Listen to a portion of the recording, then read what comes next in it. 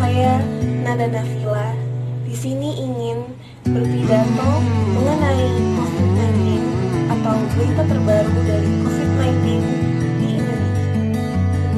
Saya ingin memperlihatkan berita terbaru mengenai COVID-19 di Indonesia.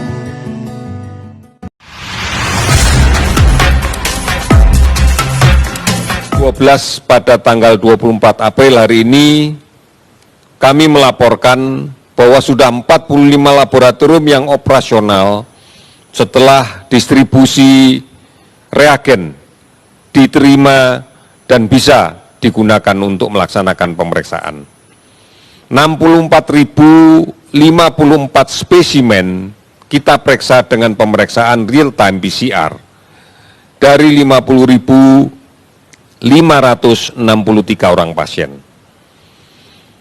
Dari hasil tersebut terkonfirmasi positif COVID-19 sebanyak 8.211 orang. Sementara pasien COVID yang sudah sembuh mencapai 1.002 orang. Pasien COVID-19 yang meninggal 686 orang. Total ODP yang dilakukan pemantauan sebanyak 197.951 orang, di mana sebagian besar sudah selesai pemantauannya.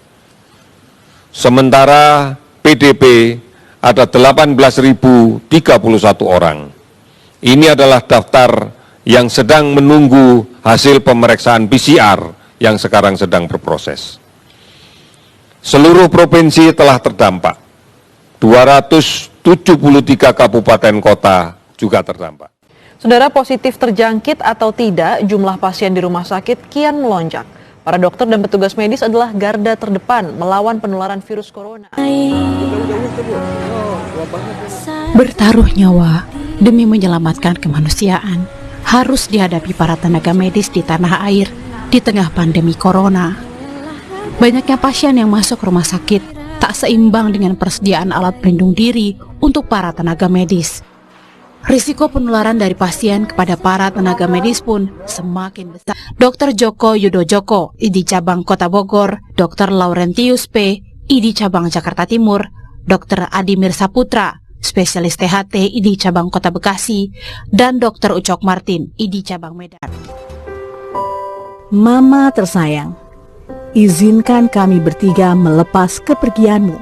Ya, hanya kami bertiga, tanpa teman, saudara, tetangga, ataupun rekan kerja. Ayah juga diutarakan Leonita Triwahyuni, putri dari mendiang guru besar epidemiologi FKM UI Bambang Sutrisna, yang juga meninggal akibat virus corona. Perawat menjadi bagian penting dalam penanganan pasien COVID-19. Mereka bekerja begitu dekat dengan pasien. Tak sedikit kekhawatiran muncul ketika bertugas. Rasa takut itu hilang dan berganti menjadi tenang setelah menggunakan alat pelindung diri. Meski pakaian pelindungnya itu sangatlah tak nyaman. Terbaru yang dirilis pemerintah mengungkapkan bahwa masih ada penularan virus corona yang menyebabkan kasus COVID-19 di Indonesia terus bertambah.